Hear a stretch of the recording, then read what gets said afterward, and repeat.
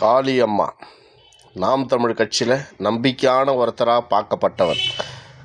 நாம் தமிழ் கட்சியுடைய குலசாமின்னு சொல்லப்பட்டவர் சீமானால். ஆனால் அவங்க நான் குலசாமி இல்லை பிச்சைசாமின்னு சொல்லி அப்படியே கட்சியை விட்டு அவதூறு பரப்பி விட்டு ஓடி போய் இன்றைக்கி எடப்பாடி பழனிசாமி கிட்ட 30 கோடி பணத்துக்கு தன்மானம், தமிழ் தேசியம், இலக்கணம், பண்பாடு, கலாச்சாரம் அத்தனையும் அடகு வைத்துட்டாங்க. வாழ்க காளியம்மா. ஆனால் இந்த பாவம் நீ 7 ஜென்மம் எடுத்தாலும் உன்னை தீராது. ஏன்னு கேட்டால் நீ பேசுனது இலங்கை தமிழர்களுடைய துயர துன்பத்தை. இலங்கை தமிழர்கள் ரத்தம் சிந்தி இந்த கட்சி வளர்ந்துச்சு. அந்த ரத்தத்து மேலே ஏறி ஓனாய் மாதிரி அந்த ஆட்டோட ஆடாக ஓனாயாக இருந்து எங்களையெல்லாம் ஏமாற்றிட்டு இன்றைக்கி பணத்துக்கு உன்னை விற்றுட்டு போயிட்டேன்.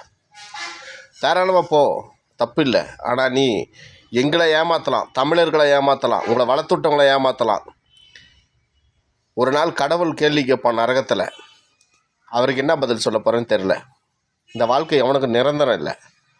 வாழ்க வளமுடன். 30 கோடியோட